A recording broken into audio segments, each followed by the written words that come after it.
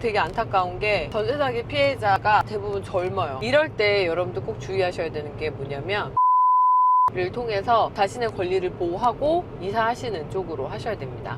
당근 피디님 전세 지금 살고 계신 거 임대인분께 나가겠다고 하셨는데 다른 임차인 안 구해주고 임대인은 돈이 없어서 지금 못 주겠다고 하고 있는 상황이잖아요. 그걸 뭐라고 하는지 아세요? 저는 이제 우리 피디님의 미래가 보이는데 바로 그게 전세 사기입니다. 전세 사기요? 그러니까 피디님 이제 조만간 전세 사기 예정자예요. 국가에서 중소기업 청년 대출로 전세를 받았는데도 그게 사기가 되네요. 왜냐면 이게 사기를 치려고 사기를 친 게 아니라 지금 피디님이 살고 계신 다가구 몇 명의 임차인이 있죠? 지금 20명 정도? 그러니까 그분들이 다 전세잖아요. 그리고 결국은 그걸 뭐라고 하냐면 깡통 전세라고 하는데 그 건물 금액만큼 이미 전세로 임대인이 돈을 다 뽑은 거예요. 예를 들면 10억짜리 다가구 건물이 있어요. 여기에 10명의 임차인이 있는 거예요. 1억씩 전세를 내고 들어와서 살고 있는 거예요. 그렇게 10명이면 얼마죠? 10억이죠. 임대인은 이미 10억이라는 건물 가격을 전세금으로 뽑았죠. 그리고 나서 난 줄 돈이 없다. 그게 뭘까요? 배째라 아니죠. 전세 사기죠. 제가 보기에는 지금 상당히 심각한 상황인데 어차피 보증보험을 드셨기 때문에 마음이 편안하신 것 같은데 이럴 때 여러분들 꼭 주의하셔야 되는 게 뭐냐면 절대로 그러니까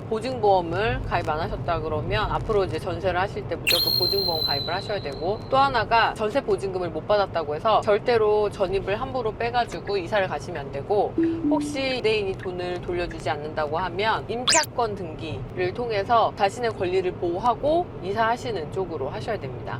임차권 등기는 그럼 어떻게 하는 거예요? 임차권 등기가 뭔지 알고 있었나요? 전 전혀 몰랐죠. 보증보험을 어쨌든 가입했으니까 안전하겠지라고 그냥 생각만 했었거든요. 물론 이제 보증보험을 가입하면 어느 정도 그쪽에서 해결해주는 부분이 있기 때문에 시간이 걸리지만 결국 돈을 다 날리진 않을 거예요. 그런데 여기서 포인트는 아직 보증금을 회수하지 못한 상황에서 혹시 만약에 다른 곳으로 빠르게 이사를 가야 되는 경우 급한 마음에 전입을 빼서 이사 갈 곳으로 넣는 경우가 종종 있거든요. 그럴 때 임차인으로서의 권리와 지위가 상실될 수 있으니 꼭 그런 경우에는 임차권 등기를 하시고 이사를 가시면 됩니다. 그러면 임차권 등기를 하게 되면 전입을 빼도 되는 거예요? 임차권 등기를 하면 전입을 빼서 다른 곳으로 이사를 간다고 하더라도 임차인의 권리가 계속 유지가 된다고 보시면 되세요. 중요한 포인트는 앞으로는 전세가 더 리스크가 생기니 전세 말고 월세나 아니면 자가 위주로 고민을 해보시는 게 좋겠다. 그럼 만약에 보증보험 안 든 사람은 어떻게 해요? 보증보험 안 되신 분들은 제가 방금 얘기했던 것처럼 이사가 예정이면 임차권 등기를 설정해 놓으시고 아니면 이제 그 집에 사시면서 법무사를 통해 가지고 이런 상황을 전달하고 현재 그 집을 보증금을 근거로 경매로 매각을 해서 회수할 수 있는 방법을 사용하셔야 돼요. 한마디로 그 집을 경매에 넘겨야 됩니다. 근데 그렇게 된다고 하더라도 거기에 이미 보증금이 크게 들어가 있는 임차인이 여러 명이라면 그 돈을 다 받을 수 있을지는 미지수인 경우도 많아요.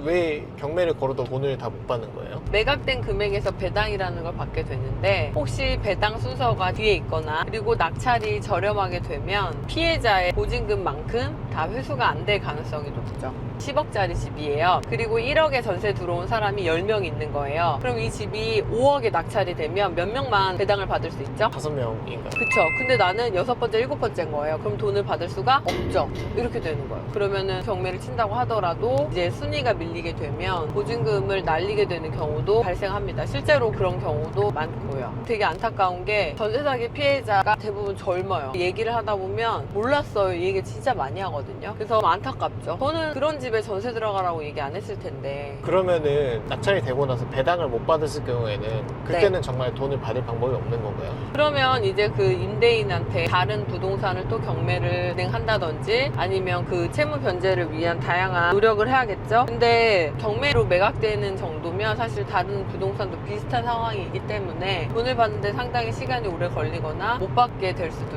있죠. 그런 전세 사기를 좀 예방할 수 있거나 미리 알 수 있는 방법은 없나요? 근데 지금은 제도적으로 많이 보완이 됐어요. 그래서 무리한 전세자금 대출도 안 나오고 있는 상황이고 사람들이 전세 사기라는 이번 이슈를 통해서 다가구에 전세 들어가는 게 얼마나 위험한지에 대한 것도 이제 알게 된 거예요. 그렇게 월세가 높지 않다면 돈이 많이 묶이고 리스크가 있는 전세보다는 우선은 월세를 선택하라고 말씀을 드리고 그 사이에 빠르게 종잣돈을 모아서 혹시 가능하다면 실거주 집 구매까지 하시는 걸 추천드립니다.